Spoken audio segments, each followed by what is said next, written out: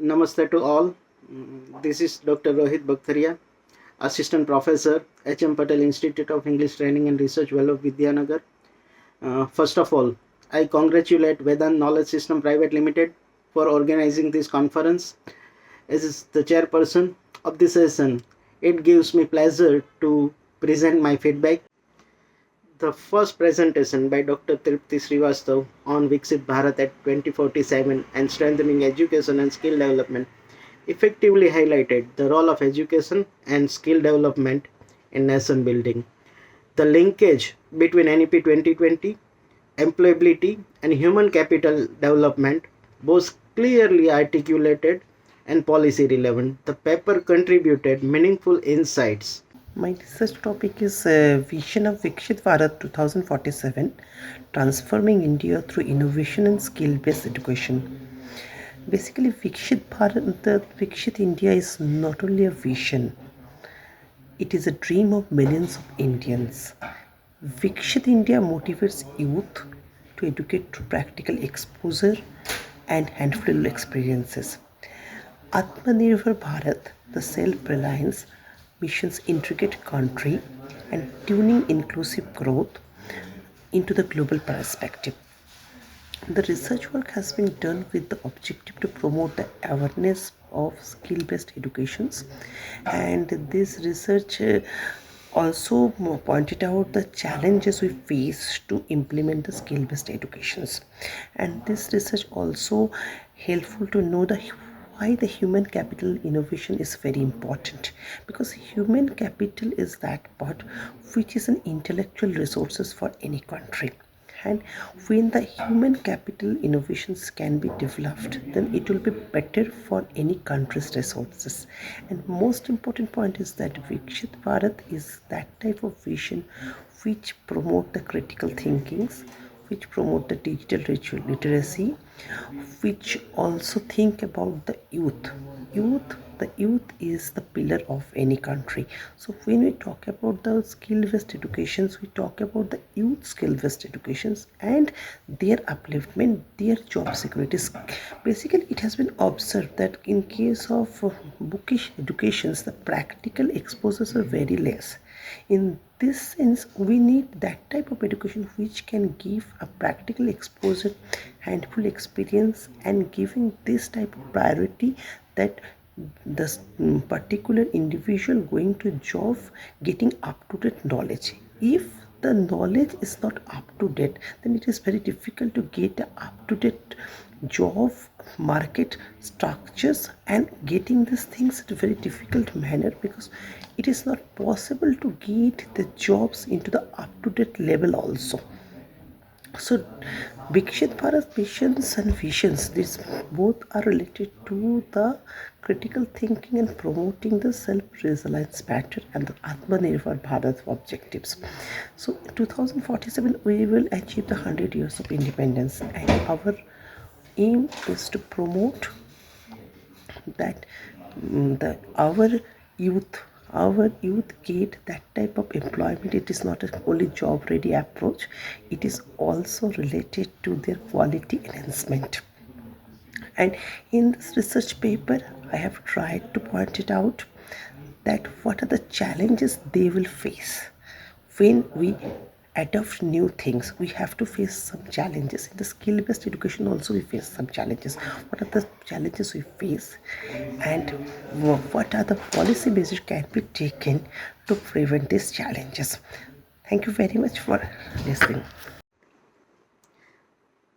Second paper of the session was presented by Dr. Chatterjee on Vision of Viksit Bharat 2047, Transforming India through Innovation and Skill-Based Education, offered a holistic and forward-looking perspective.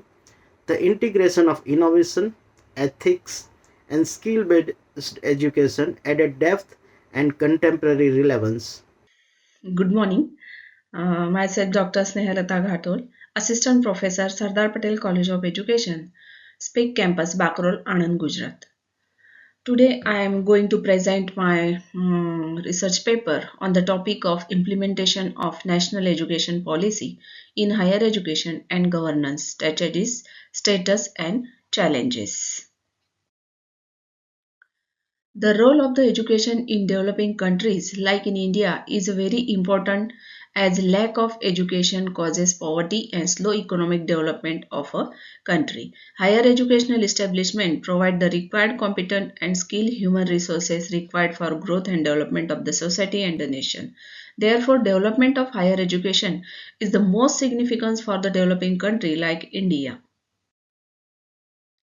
India prominently placed on the global higher education map in terms of more globality, reputed Indian institutions, significant student and faculty mobility, presence of and collaborations with quality international institutions, while only a handful feature in global ranking. India has the third largest higher education system in the world after the US and China, according to the World Bank, with 43.27 million students, that is for 52% male and 48% female, enrolled across 1,168 universities, 45,473 colleges, and 12,002 standalone institutions in 21-22. The Indian education system has evolved over the period of time through suitable modifications in education policy and system beginning from the Radhakrishnan Commission to the recent NP 2020. In order to the more focused, government had changed the name of Ministry of Education as Ministry of Human Resource Development. The Union Cabinet approved the change in the name of the ministry on 29 July 2023. National Education Policy 2020 is a transformative blueprint for Indian higher education, aiming for diversity, versatility, and international viability. India had made notable progress in achieving target under MDG 2 and now got ready to achieve SDG 4, that is quality education, through NEP 2020.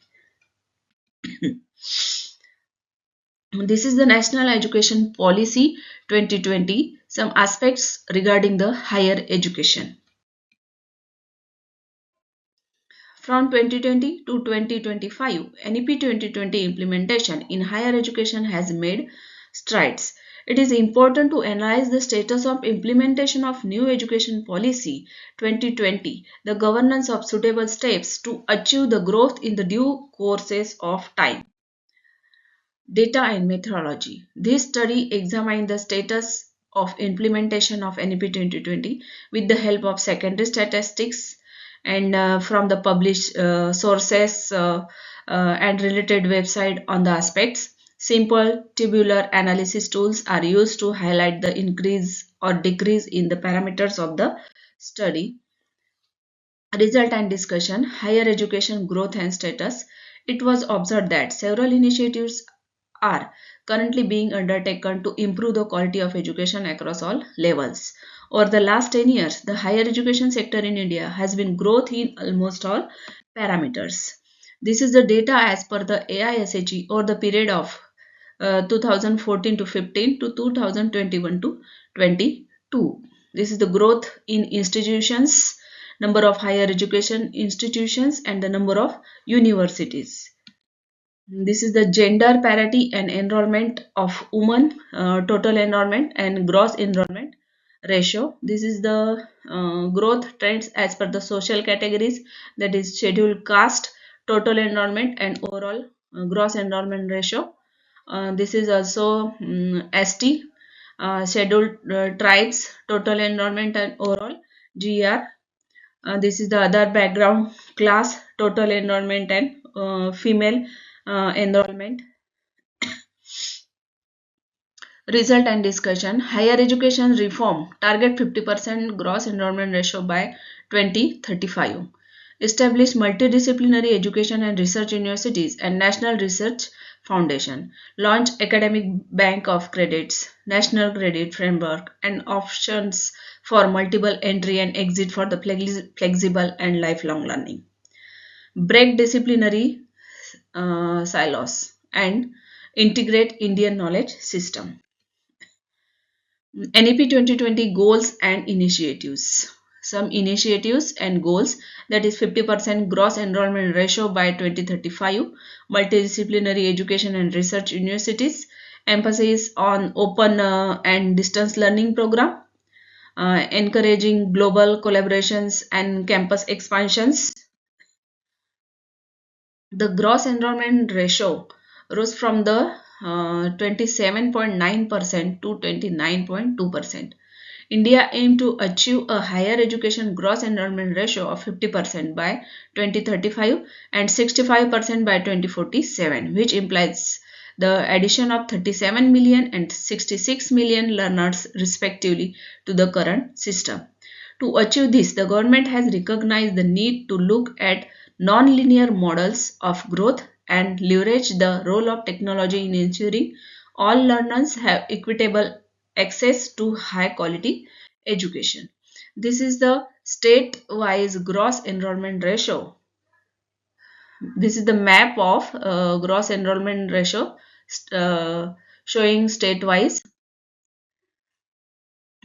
Academic bank credit. It was observed that several initiatives are currently being undertaken to improve the quality of education across all levels. In order to facilitate the mobility of the student, keeping in view of their choice of complete education at different places, facility of transfer of ABC is instituted. The flexibility in learning help to promote and support multidisciplinary education beside skills and learning experiences of students get enhanced during completion of their degree courses.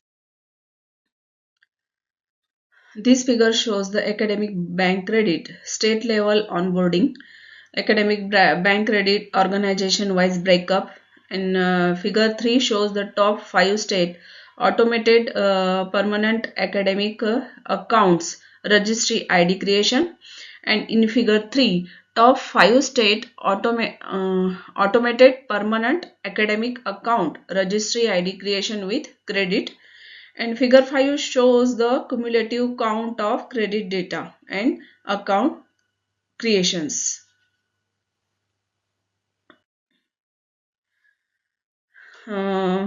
Then online education. Studies indicate the landscape of higher education in India is going through a dramatic transformation driven by the rise on online education in India. With the advance of digital technology and the increasing penetration of the internet, Indian online universities have emerged as a game changer, offering extraordinary opportunities for both learners and the educator. Online education in India is rapidly growing, reshaping how student and professional learns. Over 90 lakh students benefiting from 1149 ODL and 544 online program. We know all massive open online courses, that is MOOC platform, providing educational opportunities for the vast number of learners, was launched by the Ministry of Education in 2017.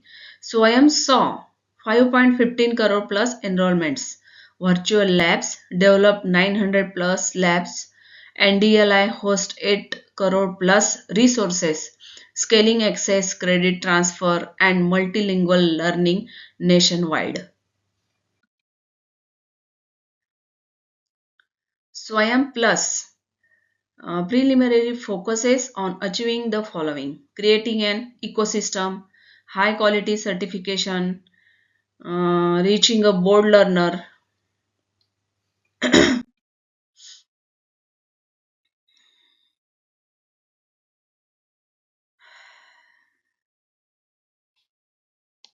multidisciplinary and flexible higher education. Yashpal Committee report underscored the importance of multidisciplinary education. The report notes there is a need to expose students, especially at the undergraduate level, to various disciplines. Multidisciplinary research therefore plays a crucial role in finding solutions to the changes currently facing society.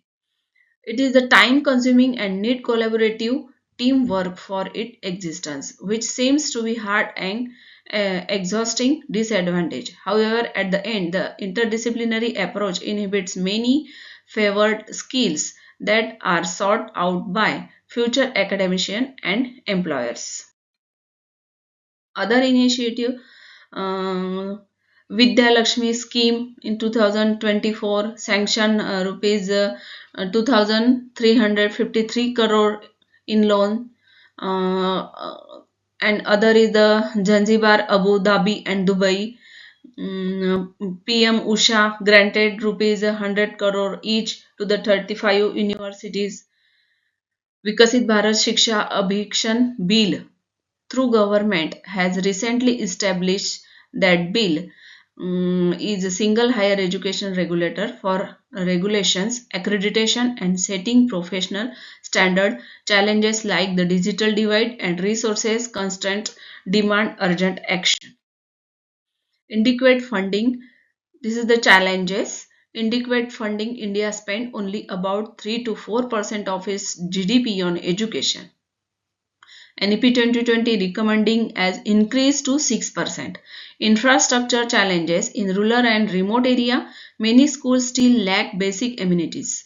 Teacher shortage, quality of educators, gender-based barriers, that is the girls dropouts. Conclusion, India's education system, guided by NEP 2020 and digital learning initiatives, has significant potential but faces challenges like infrastructure gap, teacher shortage, and socio-economic disparities. Strengthening governance, promoting inclusive and multilingual education, bridging the digital divide, and fostering research and innovations are essential to achieve UN SDG 4, that is quality education, building a resilient and equitable system. Through government has recently established Viksit Bharat Shiksha Abhikshan Bill 2025, a single higher education regulator for regulation, accreditation and setting professional standard. Challenges like the digital divide and the resources constant demand urgent action. It is a need to provide adequate allocation to education as per recommendations of the various committees and also need to align available resources as per the need of the SDGs. Thank you. Third paper was presented by Dr. Snehalata Ghatol. Dr. Ghatol, in her paper Implementation of NEP 2020 and Governance, provided a well-structured and data-supported analysis. The discussion on academic banks of credits, GER, and governance challenges was insightful and critically balanced. The paper contributed meaningful insights in the implementation of NEP 2020. Good morning, everyone. I am delighted to welcome you all today. Today, we are here to explore an exciting and important topic, paving path to Viksit Bharat at 2047, restructuring higher education with Indic priorities. My name is Dr. Sulakshana Tripathi, and I am the principal of Hitkarini Women's College of Education. Over the course of this presentation, we will discuss how we can shape a brighter future for India by aligning higher education with our rich Indic heritage and priorities. So, let's get started and delve into how we can contribute to building a Viksit Bharat by 2047. Now, moving on to the final slide, which is our conclusion, towards a transformative higher education system. Here, we'll reflect on the key challenges and limitations that we've identified throughout our discussion. These are critical because they shape how we can move forward effectively. We'll also consider the implications of the Indic priorities we've explored, understanding how they can influence policy and practice. Remember, these are not just theoretical ideas. They have real potential to transform our higher education landscape. By tying everything together, this conclusion aims to inspire a vision for a more inclusive, innovative, and holistic higher education system in India. It's about taking the insights from our current state, the research, and the discussions, and translating them into actionable change. Ultimately, this is a call to think boldly and act strategically as we work towards a truly transformative educational future by 2047. Let's take a closer look at the overview of Viksit Bharat at 2047. As you can see, this vision aims for India to be a fully developed nation by our centenary of independence. The focus is on sustainable growth, innovation, and inclusivity, with a special emphasis on education as a key driver.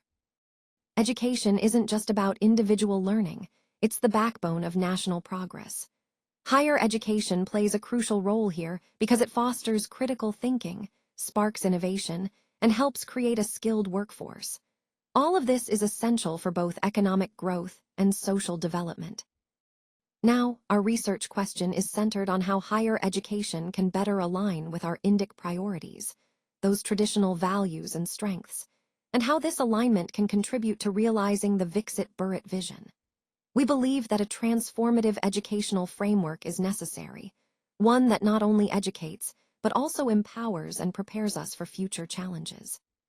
So, in summary, this slide underscores the importance of higher education as a vital pillar in building a prosperous, inclusive India by 2047, and highlights the need for innovative approaches to make that happen.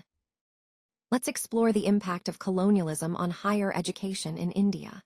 When the colonial rulers took over, they disrupted the traditional educational systems that had been in place for centuries. They imposed Western models of education, which often ignored or undervalued indigenous knowledge and cultural practices. This led to a disconnect from our cultural roots and a shift in how education was perceived and delivered. Now, contrasting this with the Gurukul tradition, this was a very personalized form of education. In Gurukuls, students learned directly from their teachers in a community setting. It wasn't just about academics. It emphasized moral values, character building, and a deep connection between teachers and students. This system fostered a sense of moral and social responsibility, which is still relevant today. Looking back further, ancient Indian educational institutions like Takshashila and Nalanda were renowned worldwide. These centers of learning were holistic. They integrated various disciplines such as science, philosophy, arts, and medicine. Students from across the globe came here to learn, reflecting the rich and diverse nature of ancient Indian education. When we consider all these aspects, ancient systems, Gurukul tradition, and the colonial impact, we get a clearer picture of the historical context of higher education in India. Understanding this history helps us appreciate the strengths and challenges of our current educational landscape and guides us in building a more inclusive and culturally rooted system today. Let's take a closer look at the overview of NEP 2020. The main goal here is to completely overhaul the Indian education system. It aims to promote multidisciplinary learning, which encourages students to explore various fields, and also emphasizes vocational training to prepare students for real-world careers. Additionally, the policy highlights the importance of integrating technology to improve learning outcomes, making education more accessible and engaging for everyone. Now, moving on to the integration of Indian knowledge systems. NEP 2020 stresses incorporating traditional Indian knowledge into the curriculum. This helps students develop a strong sense of identity and cultural pride, connecting them to their roots while learning modern skills. Finally, the policy advocates for holistic development and value-based education. This means nurturing not just academic excellence, but also ethical values, emotional intelligence, and social responsibility. It's about shaping well-rounded individuals who can contribute positively to society. In essence, NEP 2020 is striving to blend Indian heritage with modern educational practices, fostering an environment where students grow academically, culturally, and morally. Now, let's look at how we analyze the data we've collected. We use thematic analysis, which helps us identify patterns and meaningful insights within the data. This approach allows us to gain a deeper understanding of how Indic priorities are shaping education, revealing the underlying themes that influence policy and practice. Moving on to data collection methods, we take a comprehensive approach. We review policy documents, academic literature, and case studies. This mix ensures a well-rounded, robust understanding of the current educational landscape. By triangulating these sources, we strengthen the validity of our findings. Regarding our research design, we've chosen a qualitative approach. This allows us to explore the subtleties and complexities of higher education restructuring, especially through conceptual frameworks that align with Indic priorities. It's about understanding the why and how behind the changes we see. Finally, our qualitative data collection techniques are carefully selected to support this approach. All of these methods come together under our research methodology, which aims to provide a nuanced and comprehensive picture of the ongoing transformation in higher education, rooted in the cultural and philosophical context of Indic knowledge systems. Let's take a closer look at the current state of higher education and how it aligns with broader goals. First, while there's a clear push towards enhancing global competitiveness, it's equally important to ensure that Indic principles are integrated into these efforts.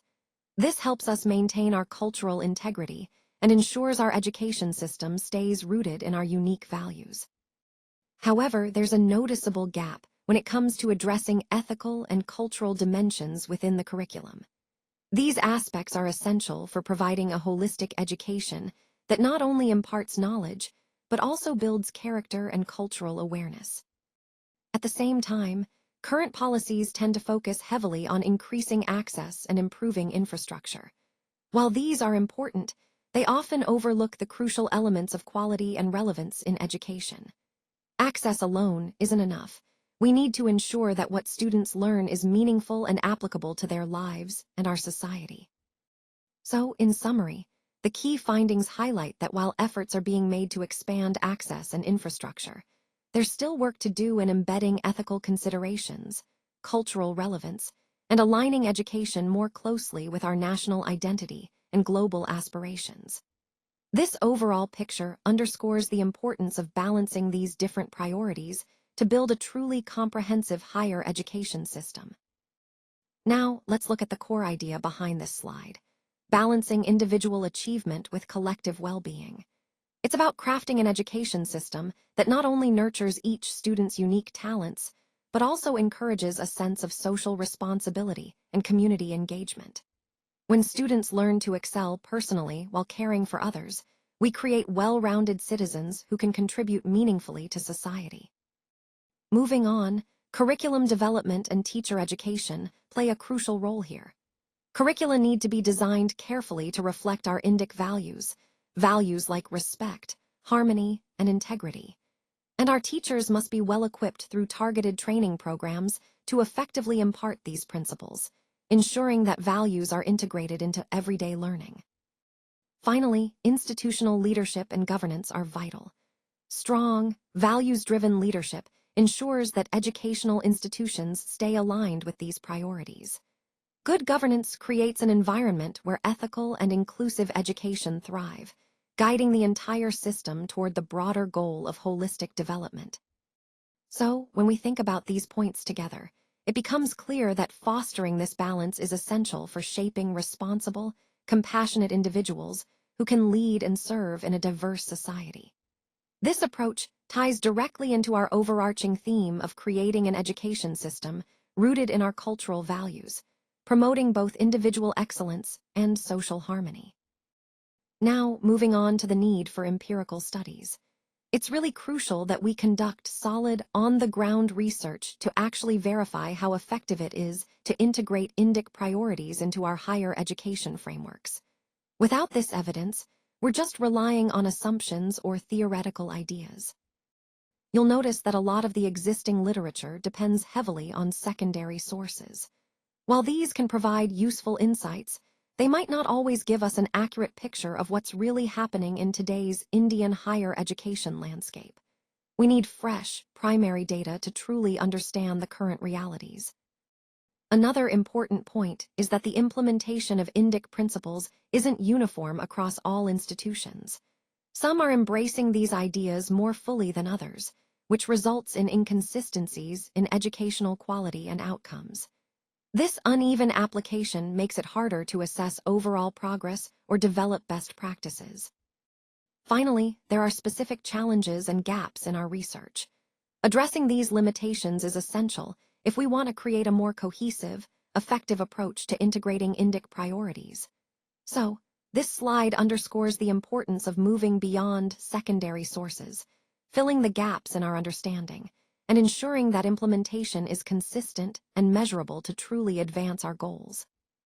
Now, as we look to the future, it's crucial that policymakers and educational institutions work hand in hand. We need to create frameworks that actively support the integration of Indic priorities into higher education. This collaboration will ensure that our educational system not only imparts knowledge, but also nurtures our cultural identity. Preserving our civilizational identity is fundamental. Education should reflect and promote India's rich heritage, helping students stay grounded in their cultural roots while preparing them for the world. At the same time, integrating Indic priorities for global engagement is essential. A truly transformative higher education system must incorporate these values to foster meaningful global interactions, all while safeguarding our cultural identity. In conclusion, what we're aiming for is a higher education system that's both globally relevant and deeply rooted in our civilizational ethos. This is the path toward a truly transformative and sustainable future for our education landscape.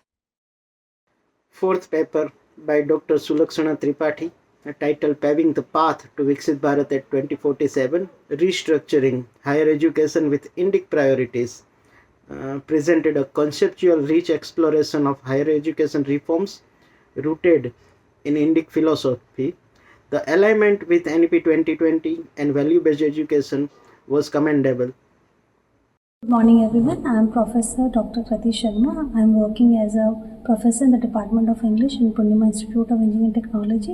We are presenting a paper in Viksit Bharat on NEP. This paper will align the role of NEP in development of curriculum. Thank you. Good morning everyone.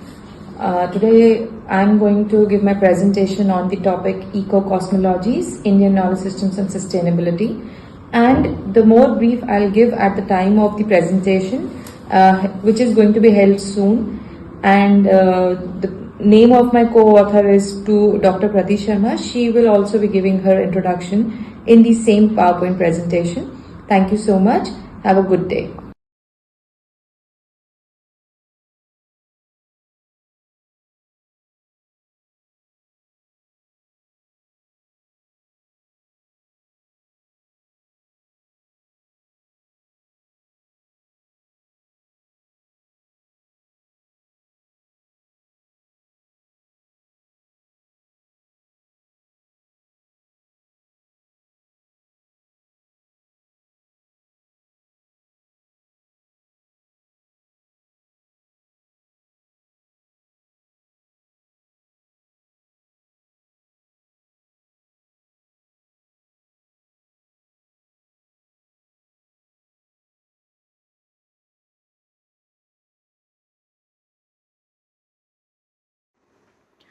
Fifth presentation by Sarveen Kaur Sachdeva on Eco-Cosmologies, Indian Knowledge System Views on Sustainability and Habitability, offered an interdisciplinary perspective on sustainability, the ethical and ecological insights grounded in Indian knowledge systems enriched the academic discourse.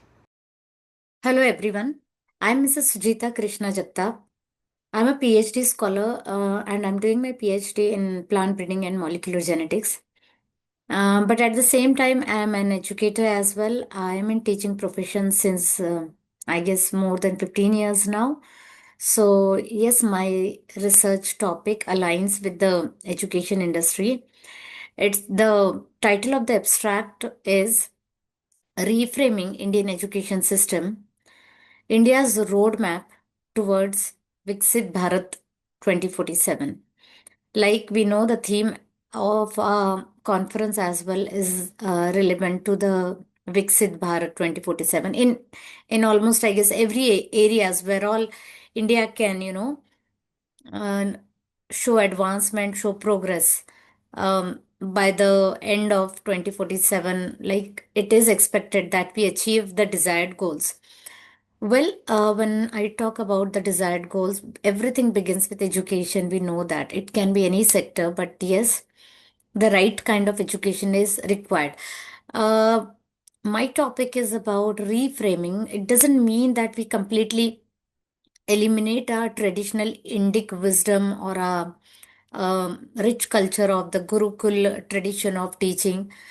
It's like we all know that we have the Gurukul teaching system. Basically, Gurukul teaching system makes a person self-dependent, self-reliant. Moreover, culminates, inculcates plentiful of good habits in an individual, good virtues, good qualities, and most important, it develops the most vital quality of building patience. Well, talking about today's global education system, patience alone is not required. We need a blend of, you can say, patience and pace as well. Today's education system, um, like we know that we are using AI in almost every field, and AI definitely has, sorted our work, has helped us to monitor our work, do our tasks smoothly without any kind of interventions, and most important, it is time saving. Well, if AI has to be introduced into our existing education system, that nowhere means that we completely, kind of boycott our traditional, rich traditional education system. Definitely, our education system is flexible enough, and most important, with the inclusion of national education policy, even that also emphasizes mostly on a holistic development of child, or the overall holistic development of children. So definitely we need to find a way, we need to figure out ways wherein we can, make a proper blend of our indigenous Indic wisdom along with the modern day or the global education system. If a proper balance is maintained, then definitely our education system would be able to uh, manage with the existing demands in various sectors, moreover, create plentiful of employment opportunities. Many sectors will be open for our youth for performing, giving their best, for going into the employment. Not just that, going into the science and technology and many such more fields. So, for that reason, we know that now, as of now, existing, we are making use of AI into, right from monitoring the weather condition, or maybe in the medical stream, or maybe in the technology stream. But when it comes to education sector, many apps are being developed, but then this is not enough. We need to manage certain apps at at what we can say is at the government level, so that, subject wise apps should be developed with the use of AI. Right kind of AI apps should be developed so as to help children, even in the absence of their tutors, their teachers, to manage on their own of self learning, figuring out whatever doubts and queries they have. So, for this particular reason, my research paper emphasizes the need of faculty training programs, or you can say the capacity building programs meant for the educators time to time, as per the requirement, as per the age appropriate requirement of the students.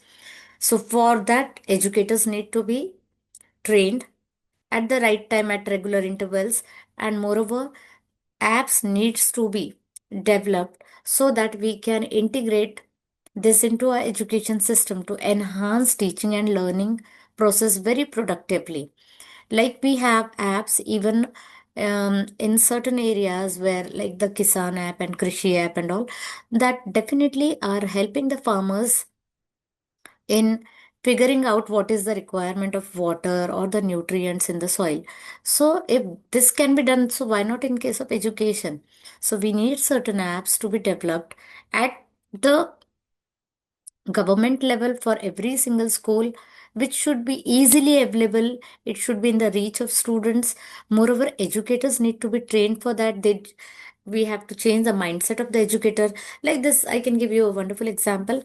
Earlier, there was a very reluctant kind of mindset when computers were included into the education system. But then, like, we know how to fix the errors only after, infusing those things into a system. So now we have fixed it, and now it has become like everything is going very much hand in hand. In the same way, we can go with the integration of the latest technology tools, especially in terms of the AI for our students, but at the same time, faculty building programs or the teacher orientation programs or the capacity building programs are required timely for the smooth functioning of this system. In a way, we can definitely reframe our education system by blending systematically our traditional values along with the existing global education system. And my abstract actually emphasizes on all this. So, yes, that's it. Thank you. Sixth paper was presented by Mrs. Sujita Jagtap in her paper Reframing the Indian Education System, India's Roadmap towards Viksit Bharat at 2047, successfully bridge Gurukul tradition with modern educational reforms. The focus on AI, holistic development, and value based education was timely and well articulated. Namaste and good morning. I am Sushma Raval, research scholar at Monarch University, and I am truly honored to share my research paper titled Assessing the Impact of Inclusive Education Policies in Gujarat's Secondary Teacher Training Institutes. I am presenting this work as a part of the conference From Gurukul to Global, Paving Path to Viksit Bharat at the rate 2047, Restructuring Higher Education with Indic Priorities. The theme of this conference beautifully captures the essence of India's educational journey. Our traditional Gurukul system emphasized close teacher-student relationships, individual attention, and learning without barriers. Today, as we align ourselves with the aspirations of Viksit Bharat at the rate 2047, these same values re-emerge, this time through the lens of inclusive education. My study focuses on understanding how far our secondary teacher training institutes in Gujarat have moved toward this ideal of inclusion. To do this, I relied entirely on secondary data, examining national policies, institutional reports, programs launched in the state and the school assessment outcomes. The Right to Education Act, the Right of Persons with Disabilities Act, and the National Education Policy all clearly articulate the need for learning spaces that welcome every child, including those with disabilities and diverse learning needs. Gujarat has taken several progressive steps in this direction. Institutions such as GCERT and Samagra Shiksha have introduced initiatives like the Chetna Digital Platform, awareness programs, and the IE CWSN scheme. These have played a meaningful role in sensitizing teachers and improving access to training materials. Many teachers now have digital resources that help them understand different learners' needs more effectively. However, my research has also revealed that there is still a considerable distance to go. While awareness about inclusion is growing, practical application remains a challenge. In many B.Ed programs, inclusive education appears as a standalone subject rather than woven into every pedagogy course. Opportunities for hands-on practice such as classroom simulations, guided mentoring, and skill-based assessment are limited. Because of this, teachers often understand the idea of inclusion but may feel unsure about implementing it confidently in real classrooms. This is reflected in state-level assessments where secondary schools show uneven progress compared to primary schools. To truly move towards the vision of Viksit Bharat at the rate 2047, inclusive education needs to become a natural and consistent part of teacher preparation. This means redesigning the curricula so that inclusive practices flow across every subject area, strengthening field experiences, and building systems that track actual teaching competency and not just training attendances. In many ways, this shift mirrors our conference theme. Moving from Gurukul to Global requires us to hold on to our core values of empathy, equality, and holistic growth while integrating modern tools and pedagogical insights. If we can strengthen teacher education in this direction, inclusive classrooms will not just become a policy requirement, but they would become a living reality. Thank you. Next, Mrs. Sushma Raval presented her paper on assessing the impact of inclusive education policies in Gujarat secondary teacher training institutes. The study offered a strong policy-oriented analysis and highlighted practical gaps between policy intent and classroom implementation. Greetings everyone. I am Srikriti Goyal, a student from Christ University, Bangalore, and I will be presenting for the conference From Gurukul to Global, Paving Path to Viksit Bharat at 2047, Restructuring Higher Education with Indic Priorities.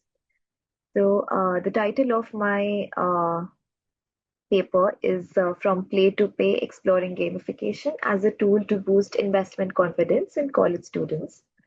So as you can see, this is a research study examining how gamification bridges the gap between financial literacy and investment confidence among Indian college students. So moving on. So first up, let's discuss about the financial literacy challenge that is seen in India. Of course, there is this access paradox, or according to which there is, a finding that access and knowledge do not automatically translate into confident financial behavior, because around 77.6% of adults have bank accounts now, but still there are certain metrics that reveal persistent gaps. So, this is the one of the challenges that can be found in India. The other one is the youth challenge. Since college students are like digital natives, they are very much proficient with online platforms and are surrounded by investment opportunities. Still, they lack the confidence to invest. So, students may understand the concepts, but they might hesitate to act upon it. Then, understanding the knowledge confidence gap.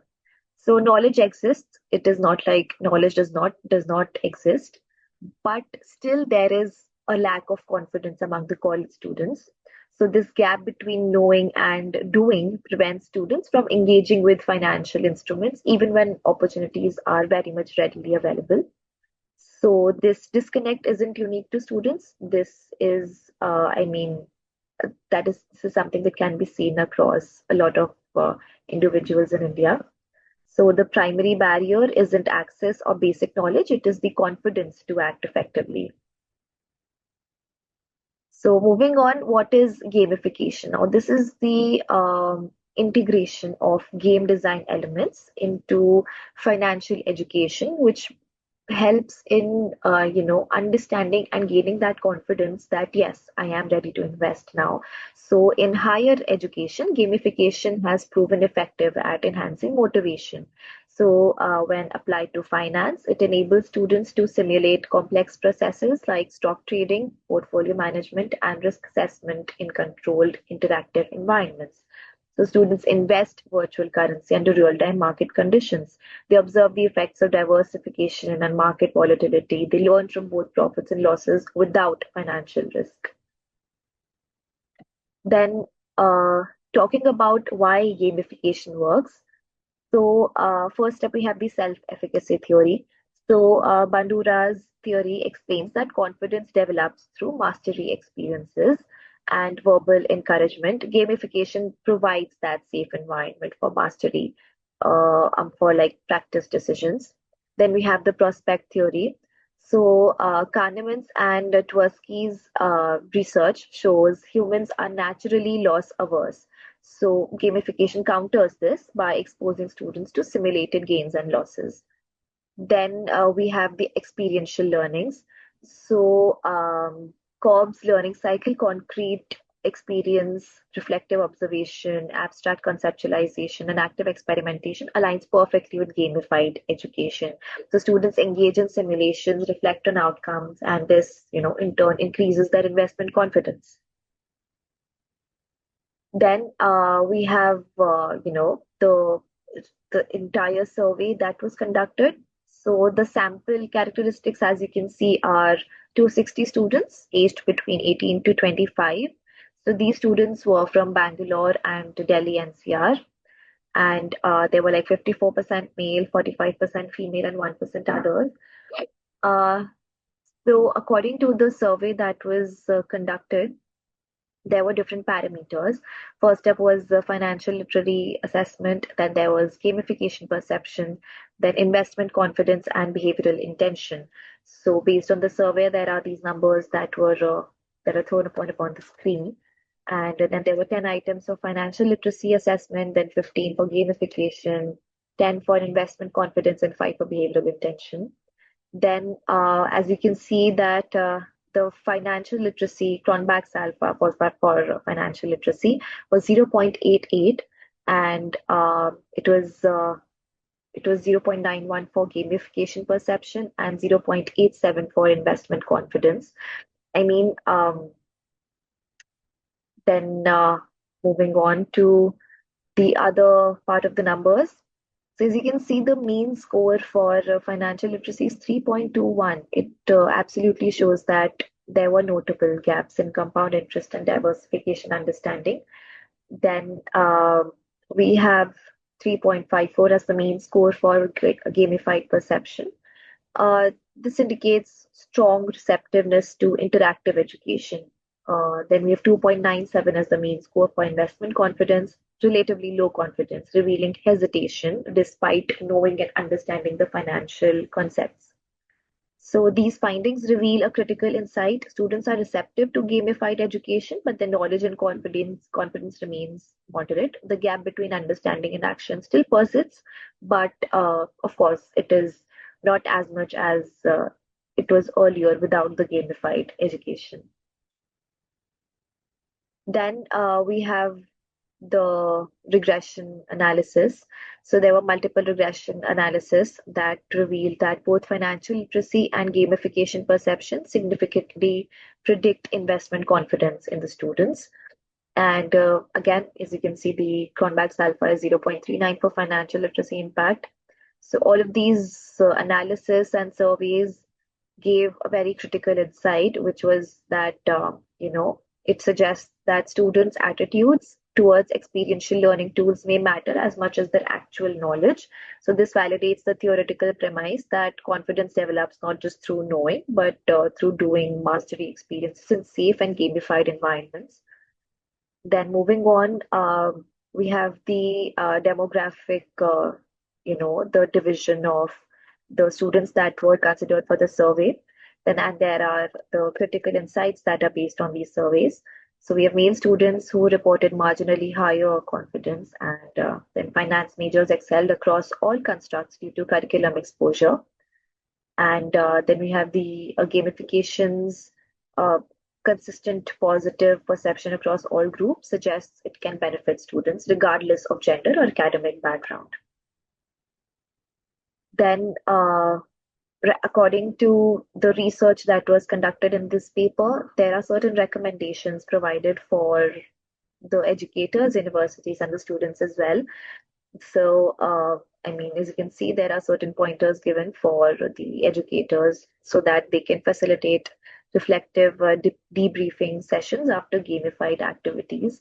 For universities, it is to mandate financial literacy workshops and gamification in orientation because it, of course, boosts the motivation among the students for investment. Then for students, it is to actively explore paper trading apps and SIP simulators and maintain reflective journals of simulation decisions so that they can get to know that whether the gamification is actually helping them or not. So the overall conclusion to this will be that this research demonstrates that gamification is not merely an engagement tool, it's a confidence building mechanism that transforms abstract financial knowledge into actionable skills. Then, for India's youth standing at the threshold of financial independence in an increasingly complex digital economy, gamified financial education offers a pathway from awareness to assurance, from knowledge to confident action, truly moving from play to pay. So yeah, that's it. Thank you. eighth paper was presented by Miss Srikriti Goyal.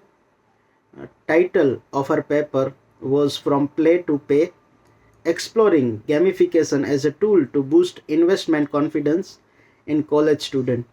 This paper addressed financial literacy through an innovative pedagogical approach. The use of gamification and empirical analysis made the study relevant and engaging. Hello everyone.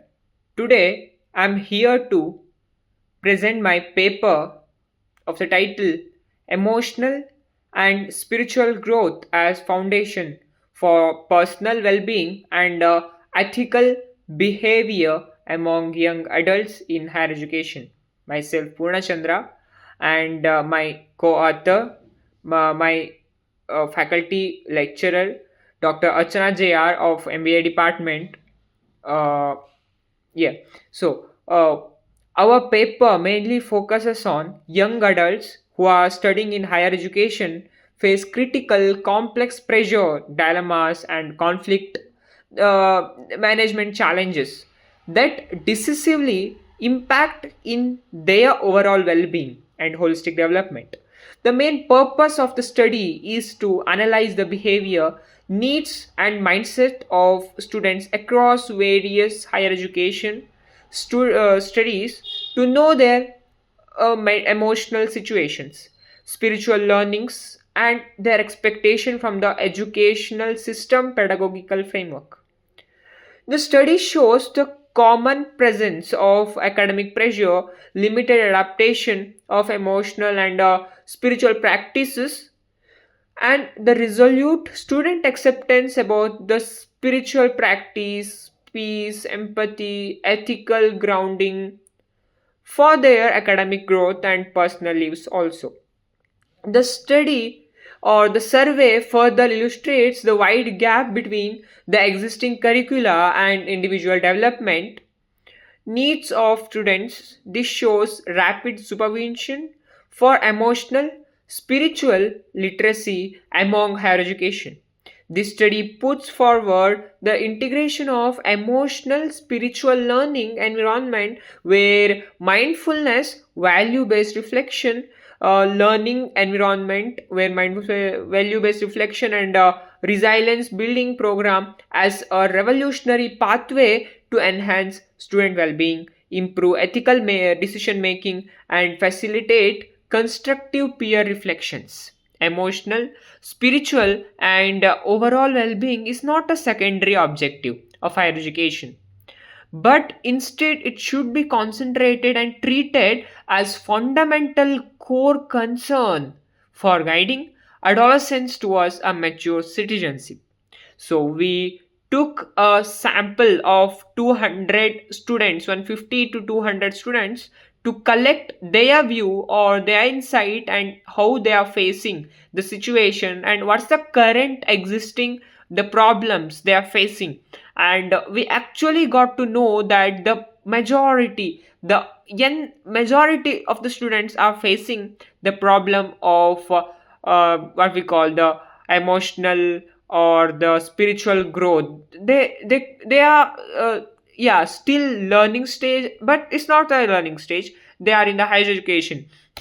So they are openly agreed that they need the study shows that the student needs the support in the curricula to enhance their emotional growth and spiritual growth as well.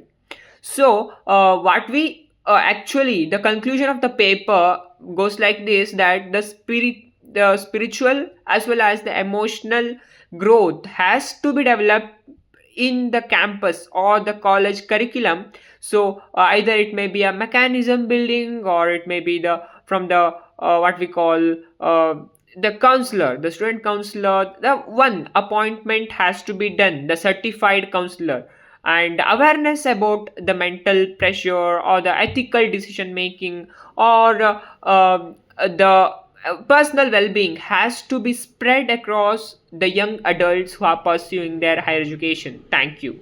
This is our paper. We are currently in the development stage. In 27th we'll complete the paper.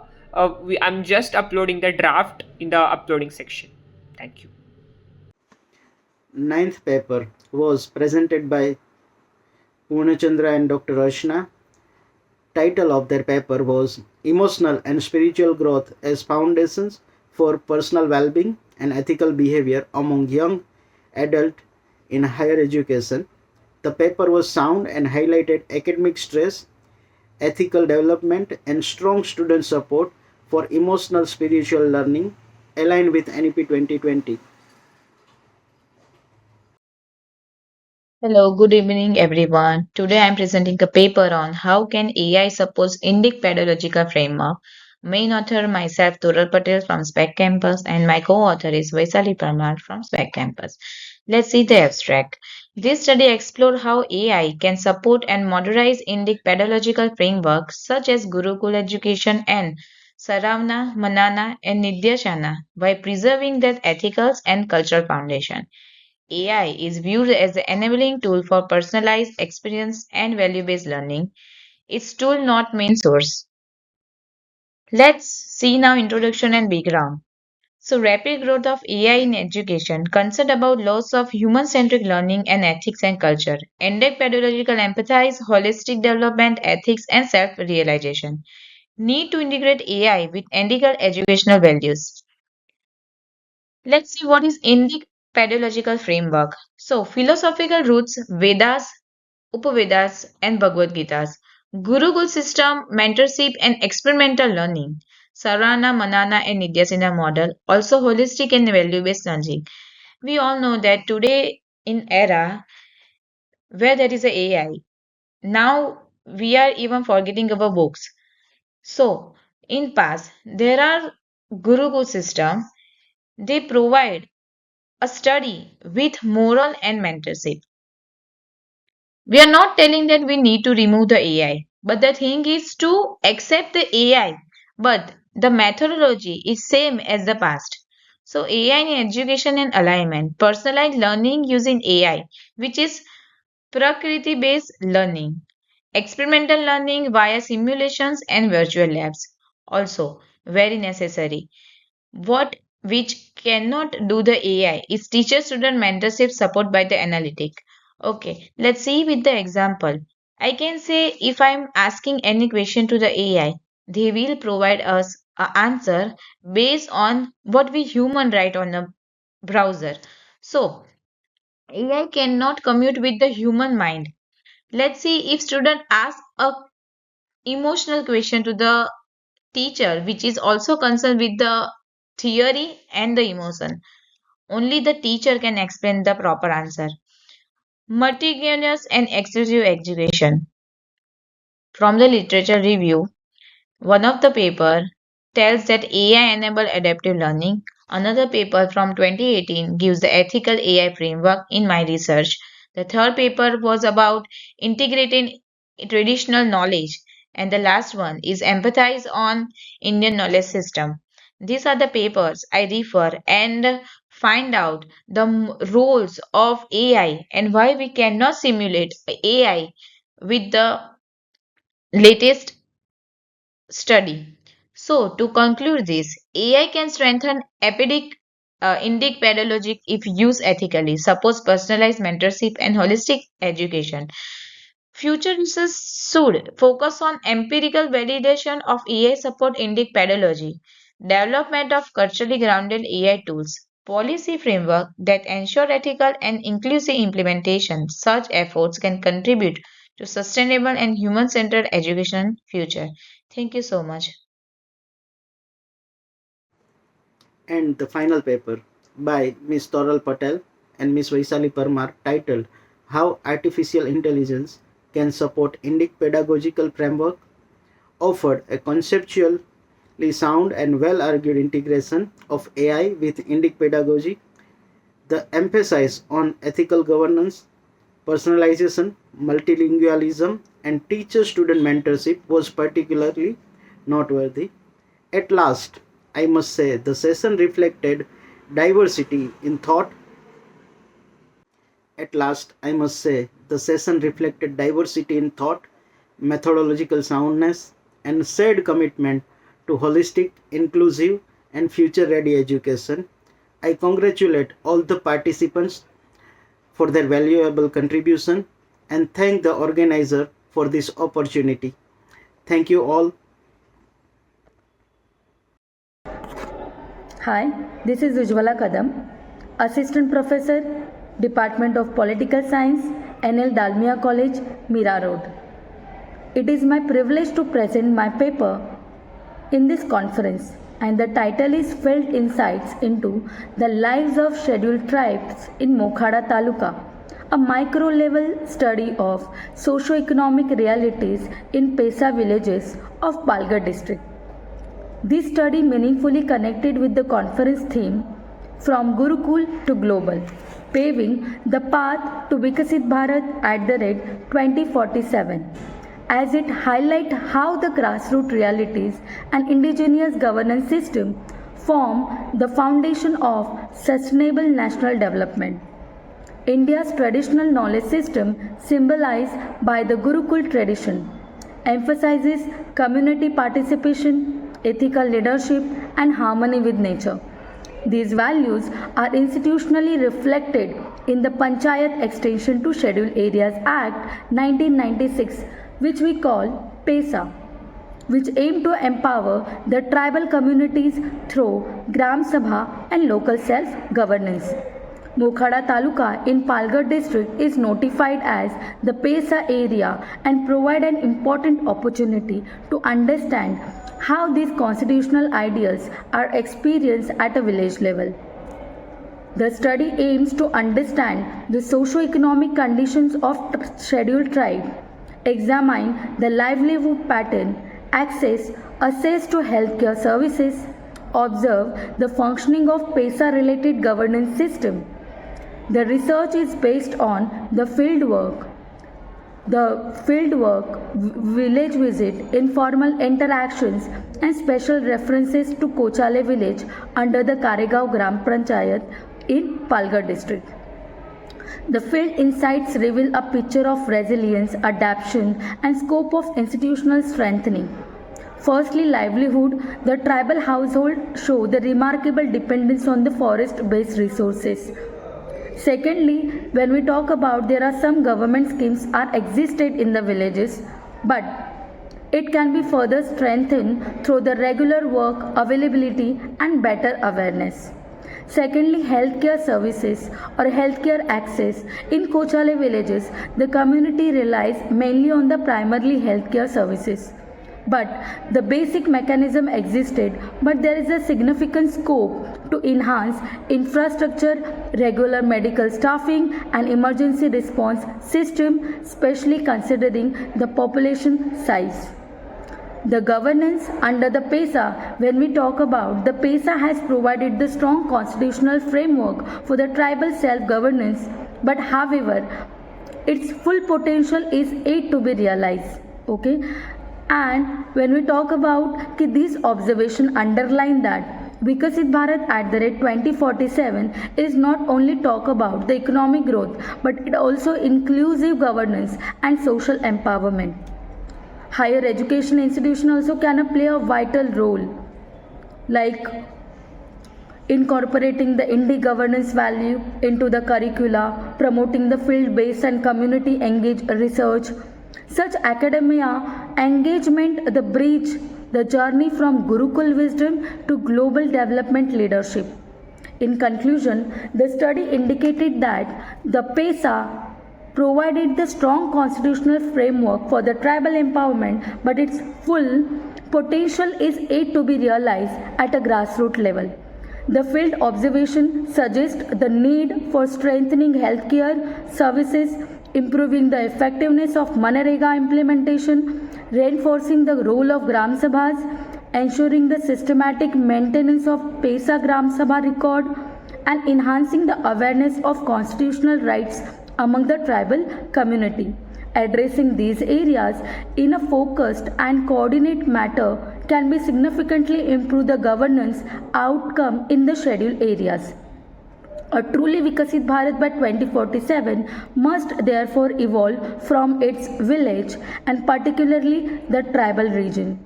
By harmonizing the traditional wisdom, constitutional values, and the transformative role of the modern education. Thank you. Namaste to all. At the outset, I, Dr. Chirag Adatiya, would like to congratulate Dr. Arjun Dave and Team Vedant Knowledge Systems for organizing a conference on the theme of Viksit Bharat at 2047. It has been a platform for so many teachers, educators, and research scholars to share their perspectives on the multidisciplinary aspects. As a session chair, I had an opportunity to go through and to listen to several research papers. The first paper is titled Field Insights into the Lives of Scheduled Tribes in Mokhda Taluka, a micro-level study of socio-economic realities in Pesa village of Palghar district, which was presented by Kadam, an assistant professor of political science. This research paper is a kind of a field study. The researcher collected data from the scheduled tribe communities located in this particular taluka of Maharashtra. The study highlights the lives of scheduled tribe communities in a Pesa governed tribal region of Maharashtra. It shows that the region has strong potential for inclusive and overall development under the Pesa framework.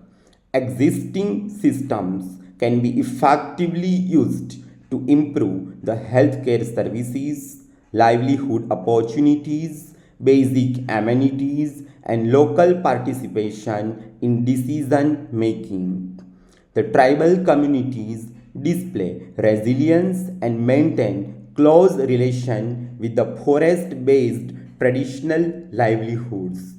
So basically the researcher is trying to say that if these people or if this community can be provided some extra resources and some government support through the Manrega schemes, then there is a chance that this community can emerge and they can have some more opportunities for their to earn their livelihood. So the researcher concludes that with the coordinated efforts, the region can emerge as a positive model of inclusive growth in the tribal areas. The researcher has collected the data and presented a paper in a very lucid and comprehensive manner. So, best wishes. Hello, I am Dr. Foram Patel and here to present a paper on women in academic leadership and quality assurance, a pathway to Viksit Bharat 2047. I'm presenting this paper on the fourth International World Priorities organized by Vedant Knowledge System. The paper analyzes the significance of women's leadership in accreditation processes such as NAC, Internal Quality Knowledge System, and digital transformations. Findings suggest that enhancing women's quality benchmarks. The paper concludes by highlighting the urgent need for institutional support system, leadership development frameworks, gender sensitive policies, and research package strategies to ensure that women in leadership becomes a cornerstone for India's educational transformation towards Viksit Bharat 2047. India's aspiration to become Viksit Bharat, that what we call developed nation by 2047, places education at the center of national development, and higher education is in the center. It acts as the knowledge generator, talent incubators, policy interpreters, and key drivers of innovation. Within this transformative landscape, women's leadership in academics become indispensable. So herein the question arises is, what role can women in academic leadership and quality assurance play in advancing India's goal of Viksit Bharat 2047, and what structural factors influence their contributions? And this study is important for policymakers, educational administrators, and quality bodies as it foregrounds the contributions, challenges, and potential of women's leadership in higher education. That's a dimension critical for nation building. There are several gaps identified during the research. Lack of research linking women's academic leadership with India's Viksit Bharat 2047, limited documentation of women's contribution in IQS and NEC processes, inadequate institutional support system for women administrators, and minimal exploration of leadership rooted in Indian knowledge system through gendered lens, I would say. The reasons that are found here are women excel as educators and researchers but face certain challenges like mobility, safety, and mentorship. Leadership roles like VC, Dean, and Registrar are male dominated. Women contribute significantly to NAC, IQAC, and IRF processes. Their strength in coordination and documentation has enhanced institutional qualities, universal work and mechanism, and campus functionalities, and so on. Women basically improve the quality assurance, student policies, and community outreach. There are various challenges included like work life balance and systematic biases. Challenges include stereotypes, male stereotypes, mobility limitations, double workload. Namaste. The second research paper is titled Women in Academic Leadership and Quality Assurance, A Pathway to Viksit Bharat 2047, which was presented by Dr. Foram Patel from Sardar Patel Education Campus, Vallabh Vidyanagar. In this paper, she pointed out the role of women in the institutional development and at Viksit Bharat 2047 is large. So I would like to present the some points or some highlights which were given by her in her research paper. As she rightly mentioned, that women are making strong and valuable contributions to Indian higher education as teachers, as administrators, researchers, and quality leaders.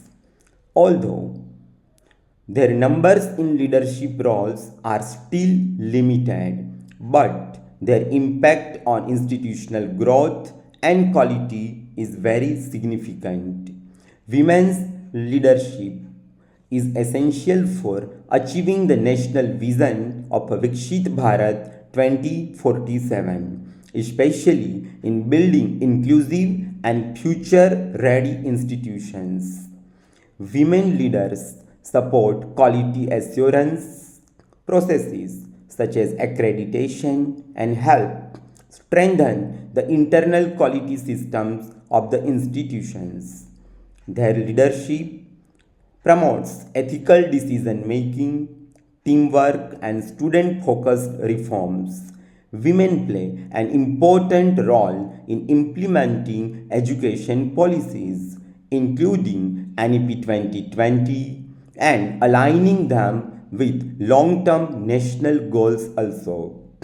Their involvement contributes positively to curriculum reforms, digital transformations, and the integration of Indian knowledge systems. So, this way, the researcher highlighted the various roles the women play at the institutional level and also at the national level. Without their support, we will not be able to fulfill our dream of Viksit Bharat 2047. So I share my best wishes to Madam, and let us wish that we will be able to fulfill our dream through these positive contributions and the equal opportunities given to our women leaders. Best wishes. Hello, everyone, and warm greetings to all the scholars and participants present here. I'm Dr. Roop Kanwal, Assistant Professor at City University, Ludhiana, Punjab. I teach English along with French, Korean, and Spanish. And perhaps that is why stories across languages and cultures have always fascinated me as quiet yet powerful tools for understanding one another. Today, I'd like to share thoughts from my paper entitled Imagination, Ecology and Peace, a comparative study of referendum and the Hungry Tide as literature for moral and national awakening. I begin with a simple question. Can stories make us kinder, more responsible, more peaceful human beings? J.R.R. Tolkien seems to answer this through imagination. In Referendum, fantasy gently glides young readers towards empathy, humility, self-discipline, and peaceful thinking. Moral growth here doesn't arrive through instruction, but through experience, regret, and apology and care.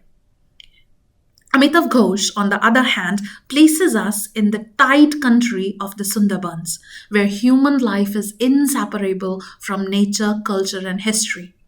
The Hungry Tide urges us to confront ecological vulnerability, intercultural encounter, displacement, and conflict. It asks us to rethink peace, not as an absence of struggle, but as ethical responsibility towards people, place, and environment. Together, these texts show that literature works on two levels. It shapes the inner moral imagination, and it awakens social and ecological consciousness. Whether through fantasy or realism, stories prepare us not just to read the world, but to live in it in more responsibly.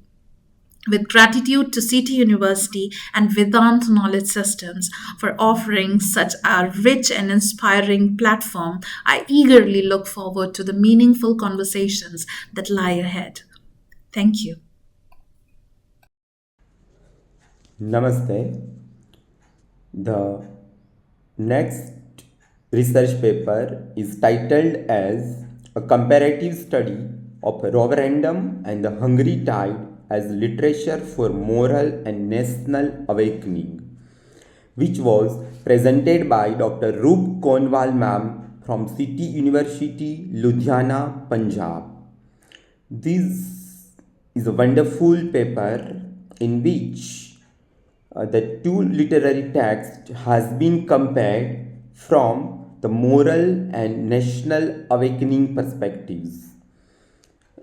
Basically, the researcher has tried to show that the goal of the literature is not only for the aesthetic pleasure, but literature plays a vital role in the developing the nation.